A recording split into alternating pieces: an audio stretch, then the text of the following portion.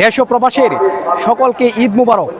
এক মাস সিয়াম সাধনের পর মুসলিম উম্মাহর জন্য আজকে বিশেষ দিন, অর্থাৎ ঈদুল ফিতরের দিন। আর আজকে আমরা বর্তমানে আছি, এটা হচ্ছে কিশোরগঞ্জের ঐতিহাসিক শোলাকিয়া মাঠ।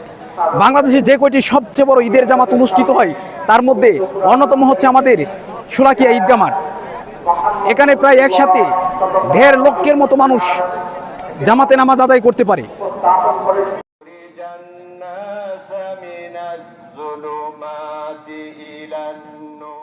আর এই বিশাল জামাতকে কেন্দ্র করে কিশোরগঞ্জ জেলা প্রশাসন 4 স্তরের নিরাপত্তা জোরদার করেছে। মানুষকে ঈমানের বাগানের মধ্যে আপনি এই কিতাবের সাহায্যে নিয়ে আসবেন। শুধু বাংলাদেশ নয়, দক্ষিণ এশিয়ার মধ্যে সর্ববৃহত্তর ঈদের জামাতের মধ্যে এটি অন্যতম।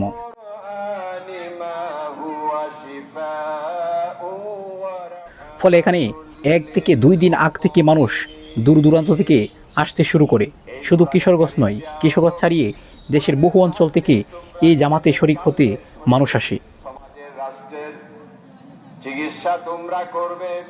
এই কুরআন হলো মুমিনদের জন্য রহমত স্বরূপ। নবীজি বলেছেন আমার উম্মতের মধ্যে আর এবারে জামাত হচ্ছে 198তম জামাত। কম করে হলেও 50টি আয়াতে কারিমা তেলাওয়াত আর এই জামাতে একসঙ্গে প্রায় 1.5 লক্ষের মতো মানুষ নামাজ আদায় করতে পারে। তাদেরকে কোনোদিন গাফেল করবেন না। ঈদের রাত্রিতে করাই হচ্ছে যথাযথ। তখন আল্লাহ রাব্বুল আলামিন ঘোষণা করেন, ফেরেশতারা আমার সম্মানের কসম, আমার মহত্বের কসম, তোমরা জেনে রেখো তারা যেহেতু ডিউটি পালন করলো, রোজা রাখলো, ঈদগাহ ময়দানে আমার দরবারে ক্ষমা প্রার্থনা করলো, আমি রাব্বুল আলামিন দয়াশীল হয়ে আজকে তাদের সবাইকে মাফ করে দিলাম। বলেন সুবহানাল্লাহ। লা ইলাহা ইল্লাল্লাহ, লা ইলাহা, লা ইলাহা ইল্লাল্লাহ, লা ইলাহা,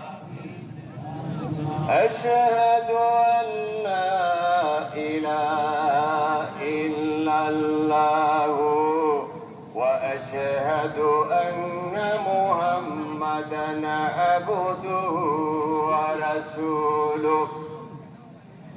এরকম যে কোনো ঈদগাহে ঈদের নামাজ আদায় করা হচ্ছে সুন্নতে মুআক্কাদা।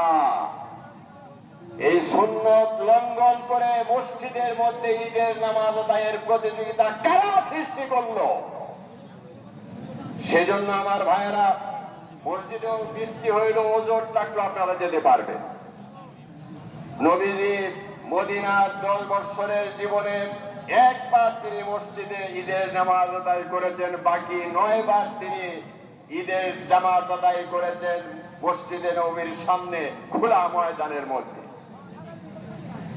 এই রোদের মধ্যে, বৃষ্টির মধ্যে আপনি আল্লাহর দরবারে শুকরিয়া আদায় করলেন।